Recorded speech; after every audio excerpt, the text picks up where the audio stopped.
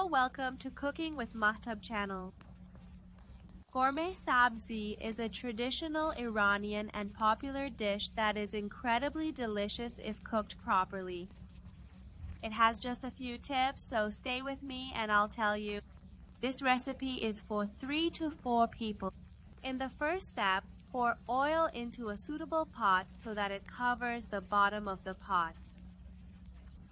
Now add 1 large, finely diced onion and sauté until it's soft. Once the onions are soft, add the stew meat. I used 300 grams of lamb meat and sautéed the meat with the onions for a few minutes until it changes color slightly. Be careful not to sauté too much as it will prolong the cooking time and make the meat tough. According to the video, once both sides of the meat change color, it's time to add the spices.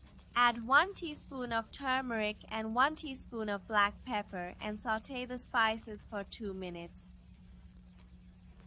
At this stage, add 2 tablespoons of mild pomegranate paste, which has a great impact on the taste of Ghormeh Sabzi. Sauté it a little.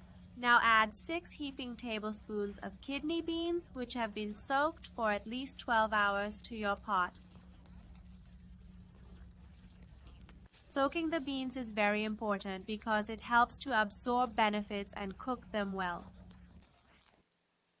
At this stage, pour boiling water, just enough to cover the surface of your meat, and stir. When the water in the pot starts boiling, close the lid of the pot. Lower the heat and place it on a suitable burner with the pot and allow it to cook.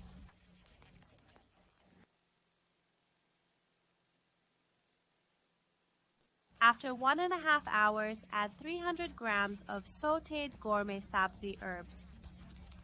In the cookbook version I created, I've fully explained which herbs to use and the complete method of preparing them. The link is in the bio. Now add 3 dried limes that you have pierced with a fork and soaked in a cup of boiling water for 15 minutes to remove any potential bitterness to your pot.